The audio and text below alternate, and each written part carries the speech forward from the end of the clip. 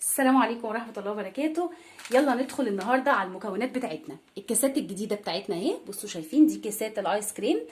المكونات بتاعتنا هتبقى عبارة عن ايه النهاردة؟ هتبقى عبارة عن فانيليا، هتبقى عبارة عن كيس كريم شانتيه، هتبقى كمان عبارة عن ده ايس كريم بطعم الفستق.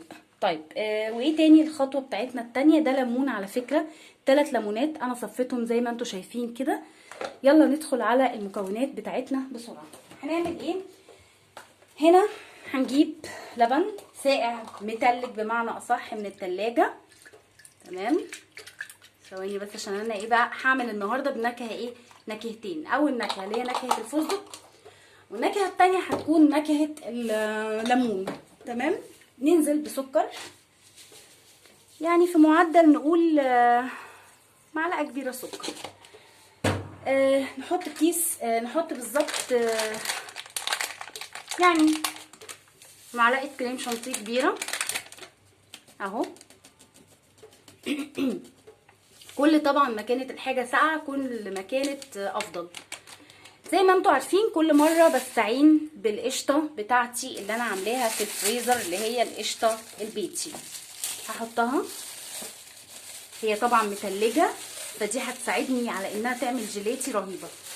بصراحه ما اكذبش عليكم، المره اللي فاتت لما جربت الجيلاتي بالطريقه دي حلفت ان لازم كل مره اعملها بالطريقه دي.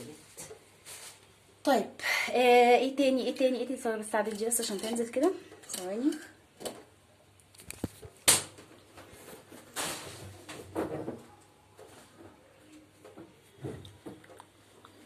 فين الفانيليا؟ طيب هحط كيس، امسكي هحط كيس الفانيليا، كيس كامل من الفانيليا اهو.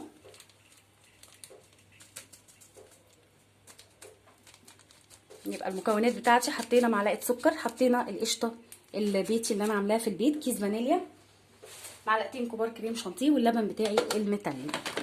هضرب ثواني بس عشان ايه دي واقفه كده زي المشكله اهي. ننزلها. بصوا بقى سامعين هنا بقى الميزه ايه؟ ان القشطه متلجه، فمعنى ان القشطه متلجه دي هتديني قوام الايس كريم يبقى تحفه. بصوا شايفين؟ اعليها بقى اكتر، كل ده بتتضرب. بصوا بقى الخليط هيتقل معايا ازاي، استنوا حواليكم. هنا بقى المفروض ان انا كنت خلاص عايزه بس اوريكم بس شكلها. تعالي كده قربي. هنا بقى كانت المفروض انها كده اتعملت معايا. هعمل ايه بقى؟ هضربها ضربه كمان وهرجع لكم تاني. تمام اهو.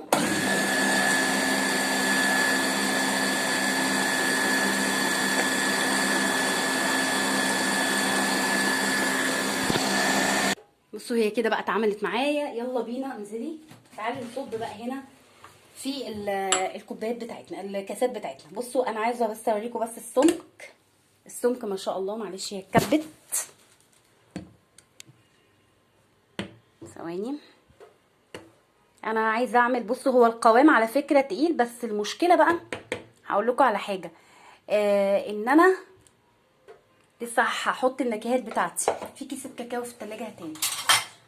هزود بقى انا طبق من عندي عشان انا هعمل 4 نكهات النهارده، مش هعمل حبه صغيرين، لا هعمل كام نكهه كتير كده. بصوا المره اللي فاتت صراحه عجبنا. اول حاجه هبتدي بيها، ثواني. بصوا بقى احنا صبيناهم خلاص في الكاسات. يلا بقى ننكه الايس كريم بتاعتنا.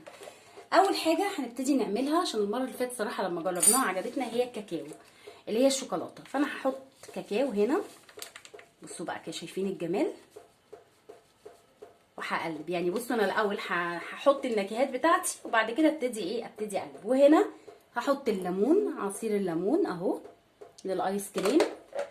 وفاضل فاضل الفستق الرهيب بتاعنا. بصوا بقى الفستق مش هحط كله، هحط يعني حوالي ما يعادل معلقه اهو، ونخلي بقى نستخدموه في حاجه تانية. يلا بقى نقلب ونشوف الجمال والروعه. انا عايزه اقول لكم اقسم بالله ريحه الفستق جباره.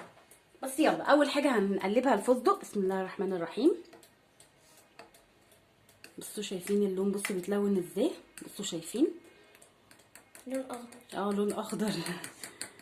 بصوا شايفين، بصوا استنوا بس، ايوه قرب لهم كده.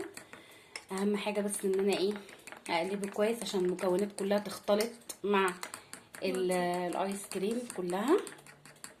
انا على فكره حطيت اكبر كميه هنا في الطبق لان احنا اول مره نجرب الجيلاتي الايس كريم الفستق. بصوا يبتدي، بصوا تلون ازاي، بصوا هي ابتدت تلون على فكره، يعني انا بس عايزه اوريكم بس المنظر. بصوا خليكي واقفه عشان هتصوري. امسكي. طيب انا كده قلبتها، هي بقى هتبتدي اهي تاخد لون. طعمها قنبله اقسم بالله. الليمون، يلا نقلب الليمون. يعني بس الالوان ايه، بصوا هي الالوان تحسوا انها الليمون اصفر على فكره.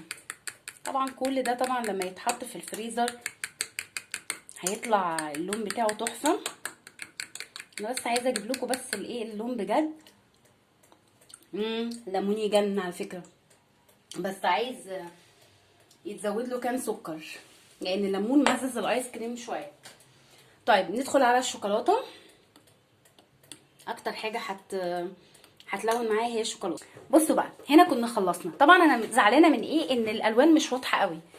شوكولاته، فانيليا بيضه، شنيوره بتحبها هسيبها خالص، فستق. والفستق هنا على فكره انا هحاول اطفي الكشاف. بصي نحاول نطفي الكشاف عشان اوريكم بس الالوان. برضو مش جايبه برضو الالوان. طب بصي هاتي الكشاف كده، انا بس عايزه اوريكم بس الالوان الدرجه بتاعتها. بصوا دي اخضر على فكره، اخضر جميل جدا، الفستق الاخضر الروعه. بصوا اهو شايفين، كل ما بنقلب بصوا هنا ليمون الاصفر. انا اكتر حاجه متحمسه لها دي الفستق وشوكولاته. بكده احنا نعتبر عملنا 4 نكهات: فانيليا، فستق، ليمون، شوكولاته. على فكره بعد كده احنا هنتخصص في الايس كريم على فكره والبيتي. والسر في ايه يا جماعه؟ السر في القشطه اللباني اللي انا بعملها لكم دايما. وطبعا زي ما انتم عارفين المكونات اهي: الايس كريم، الكريم شانتيه، والايس كريم اللي هي الفستق. انا كنت جايباها ما خدتش بس منها غير معلقه كبيره، وهي عملنا منها اجمل ايس كريم. وبشويه لبن بقت تحفه. ويا سلام بقى لو عندنا لبن مش معلب اللي هو بتاع المراعي والحاجات دي. هنحطهم في التلاجة لمده يوم كامل، وبعد كده في الفريزر اسفل لمده يوم كامل، وبعد كده نبتدي بقى ان احنا نشكلهم حسب ما احنا عايزين. ما تنسوش تدعمونا باجمل لايك منكم. اشوفكم ان شاء الله باذن الله على خير في فيديو جديد، والسلام عليكم ورحمه الله وبركاته.